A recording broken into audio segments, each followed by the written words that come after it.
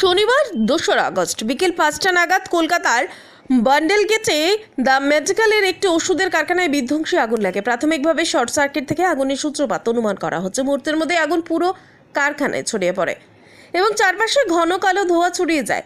আগুন লাগার খবর পেয়ে দ্রুত ঘটনাস্থলে পৌঁছায় দমকল বাহিনী। আগুন নিয়ন্ত্রণে আনতে ঘটনাস্থলে 11টি ইঞ্জিন কাজ করছে। শেষ খবর পাওয়া পর্যন্ত আগুন এখনও পুরোপুরি নিয়ন্ত্রণে আসেনি। এই ঘটনায় এখনো পর্যন্ত কোনো হতাহতের খবর পাওয়া যায়নি। আশেপাশের এলাকা থেকে স্থানীয় বাসিন্দারা নিরাপদ দূরত্বে সরে এসেছেন। ফায়ার সার্ভিসের কর্মীরা আগুন নেভানোর পাশাপাশি কারখানার ভেতরে আটকে থাকা কাউকে উদ্ধারের চেষ্টা চালিয়ে যাচ্ছেন। এলাকায় পরিস্থিতি এখনও বেশ উত্তপ্ত।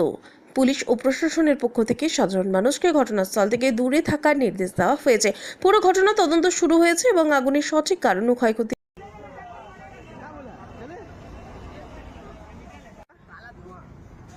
चल चल चल बाप रे बाप बहुत गंदा लगा, बहुत गंदा है। पूरा दिख रहा है काला धुआं पूरा।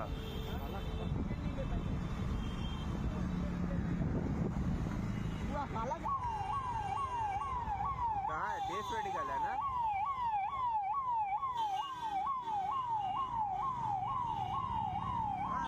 देश मेडिकल है ना? वही लग रहा है। कौन सा तुम्हें? हाँ देश मेडिकल ही है।